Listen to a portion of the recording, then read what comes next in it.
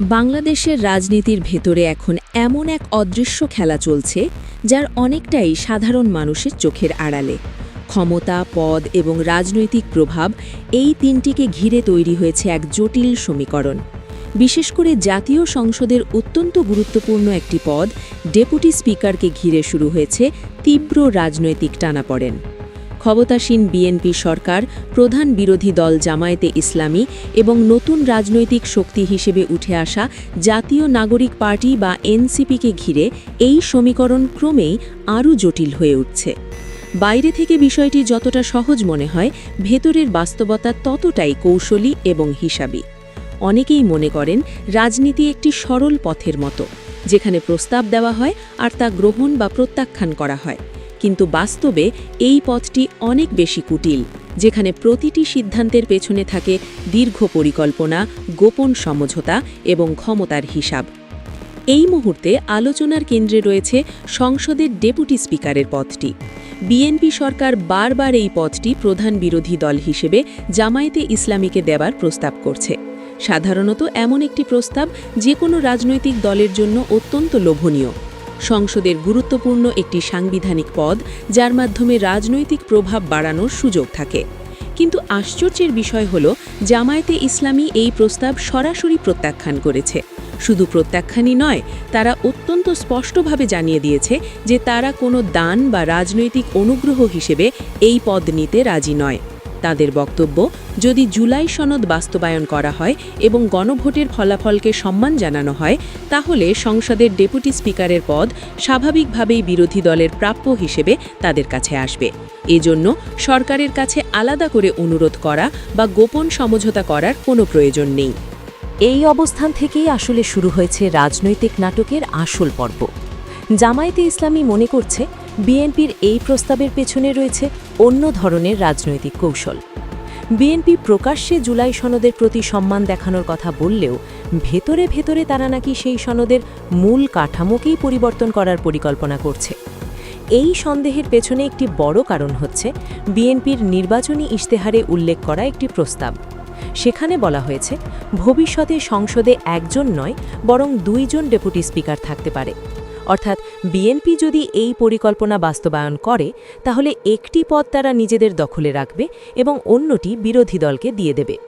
এতে বাহ্যিকভাবে বিরোধী দলকে সম্মান দেওয়ার একটি ছবি তৈরি হবে, কিন্তু বাস্তবে ক্ষমতার ভারসাম্য তাদের হাতেই থাকবে। জামায়াতে ইসলামী এই প্রস্তাবকে সরাসরি একটি রাজনৈতিক ফাঁদ হিসেবে দেখছে। তাদের বক্তব্য পরিষ্কার, সংসদের ডেপুটি স্পিকারের পদ ঐতিহাসিকভাবে একটি এবং জুলাই সনদ অনুযায়ী সেই পদ বিরোধী দলের জন্য নির্ধারিত। এখন রাজনৈতিক সুবিধার জন্য নতুন করে দুটি পদ তৈরি করা হলে সেটি হবে সনদের মূল চেতনার বিরোধিতা। দলটির আমির ডাক্তার শফিকুর রহমান এ বিষয়ে এতটাই কঠোর অবস্থান নিয়েছেন যে তিনি প্রধানমন্ত্রী তারেক রহমানের দেওয়া প্রস্তাবও সরাসরি নাকচ করে দিয়েছেন বলে রাজনৈতিক মহলে আলোচনা চলছে।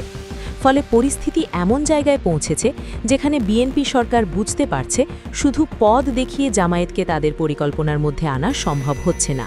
জামায়াত যখন এই প্রস্তাব প্রত্যাখ্যান করে দিয়েছে, তখন রাজনৈতিক খেলায় নতুন একটি কৌশল সামনে এসেছে।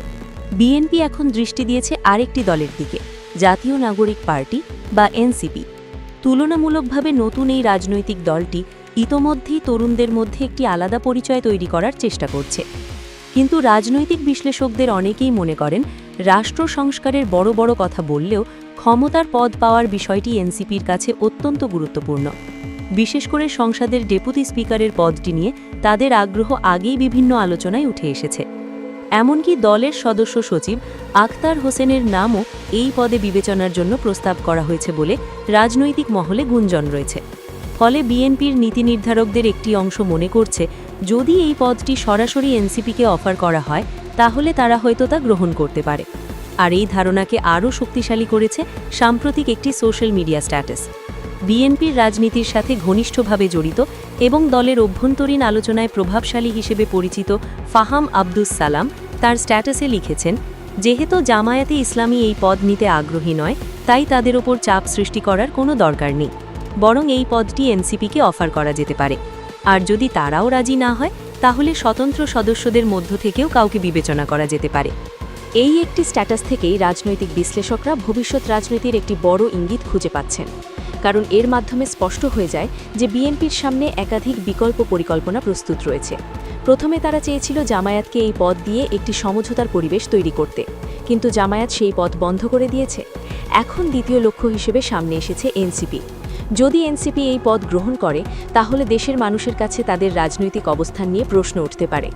অনেকেই তখন বলতে পারে, জুলাই আন্দোলনের কথা বলে যারা রাজনীতিতে এসেছিল, তারা শেষ পর্যন্ত ক্ষমতার একটি পদ পাওয়ার জন্যই আপোস করেছে।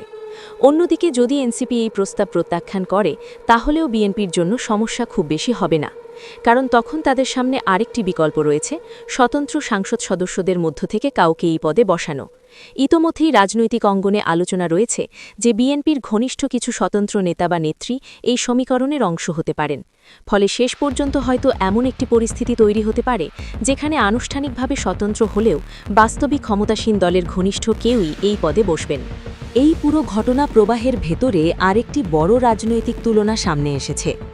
ইতিহাসের দিকে তাকালে দেখা যায়, ক্ষমতার অতিরিক্ত আত্মবিশ্বাস অনেক সময় বড় রাজনৈতিক পতনের কারণ হয়ে দাঁড়ায়। 2008 সালের নির্বাচনে বিপুল সংখ্যাগরিষ্ঠতা পাওয়ার পর শেখ হাসিনার নেতৃত্বাধীন সরকার ধীরে ধীরে এমন একটি অবস্থানে পৌঁছেছিল যেখানে বিরোধী দলগুলোর সাথে সম্পর্ক ক্রমশ কঠিন হয়ে ওঠে। সংবিধান সংশোধন থেকে শুরু করে বিভিন্ন রাজনৈতিক সিদ্ধান্ত সবকিছুই তখন ক্ষমতার জোরে নেওয়া হয়েছিল বলে অনেকেই অভিযোগ করেন।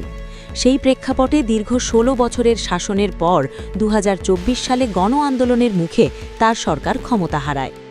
বর্তমান পরিস্থিতিতে অনেক রাজনৈতিক পর্যবেক্ষক বলছেন, বিএনপি যদি বিপুল সংখ্যাগরিষ্ঠতার জোরে একই ধরনের রাজনৈতিক আচরণ শুরু করে, তাহলে ইতিহাস আবারও নিজেকে পুনরাবৃত্ত করতে পারে। কারণ ক্ষমতা যত বড়ই হোক, জনগণের প্রত্যাশা উপেক্ষা করা দীর্ঘমেয়াদে কোনো সরকারের জন্যই নিরাপদ নয়। রাজনীতির ইতিহাস বারবার দেখিয়েছে, যে দল জনগণের আন্দোলন ও আকাঙ্ক্ষার শক্তিকে অবমূল্যায়ন করে, শেষ পর্যন্ত সেই দলকেই কঠিন বাস্তবতার মুখোমুখি হতে হয়।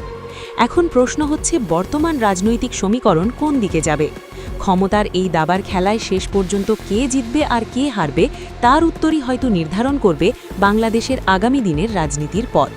এই পুরো ঘটনা প্রবাহের মধ্যে আরেকটি বিষয় ক্রমেই স্পষ্ট হয়ে উঠছে। বাংলাদেশের রাজনীতিতে এখন শুধু প্রকাশ্য বক্তব্য নয়, বরং পর্দার আড়ালের হিসাবই সবচেয়ে বড় ভূমিকা রাখছে। ডেপুটি স্পিকারের একটি পদকে ঘিরে যে কৌশলগত হিসাব শুরু হয়েছে, তা আসলে ক্ষমতার ভারসাম্য ঠিক রাখার বড় একটি পরিকল্পনার অংশ বলেই মনে করছেন অনেক বিশ্লেষক। কারণ সংসদের ভেতরে কে কোন পদে থাকবে সেটি শুধু মর্যাদার প্রশ্ন নয়, বরং এর সাথে জড়িয়ে থাকে ভবিষ্যৎ রাজনৈতিক জোট, সিদ্ধান্ত গ্রহণের প্রভাব এবং জনমতের দিক নির্দেশনা।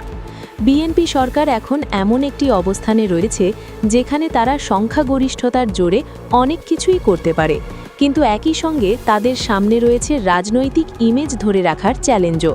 তারা একদিকে দেখাতে চায় যে তারা বিরোধী দলকে সম্মান দিচ্ছে, আবার অন্যদিকে বাস্তব ক্ষমতার নিয়ন্ত্রণ নিজেদের হাতেই রাখতে চায়।